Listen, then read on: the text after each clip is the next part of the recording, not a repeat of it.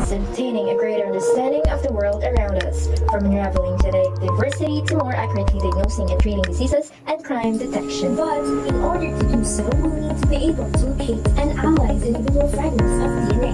And one of the most common methods we use for this is the PCR, or the polymerase chain reaction. So, what is PCR? Today, let's explore this laboratory technique. The polymerase chain reaction, or PCR, is a fundamental laboratory technique that allows for the amplification of many copies of desired DNA target sequence. If a scientist lacks amount of DNA for research, PCR is the method of choice for quickly generating a sufficient amount of identical genetic material for study and analysis. Hence, PCR is also referred to as molecular photocopying.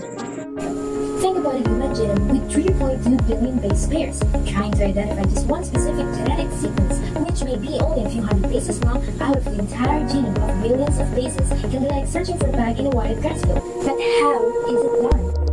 There are three major steps of PCR, where the key element is heat.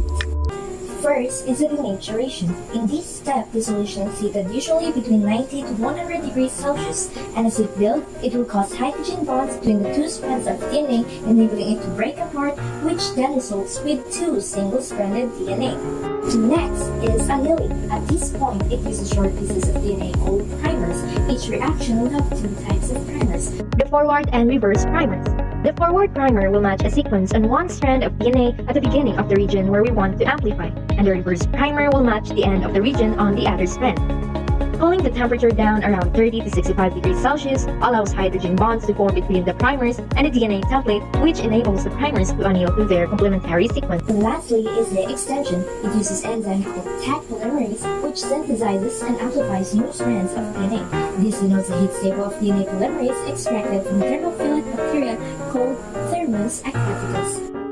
The polymerase will find the ends of the short double-stranded regions of DNA where the primers have bound. It then moves along the DNA base by base in 5' to 3' end direction and adds the complementary DNA nucleotides as it goes. All these steps happen in a machine called thermal cycler, or also known as a PCR machine. When our PCR process is done, what we do with our new DNA copies depends on our experiment. PCR is valuable in terms of diagnosing infections, crime investigation, genetic research, and molecular biology. Especially during this time of pandemic, the COVID-19, since the virus only contains RNA, real-time or conventional RT-PCR is used to detect